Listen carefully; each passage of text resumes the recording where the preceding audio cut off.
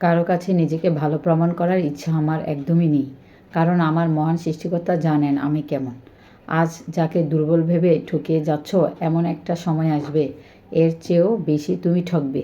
স্ত্রী ভুল করলে তাকে ক্ষমা করুন, আর না হয় আপনি বকা দিন।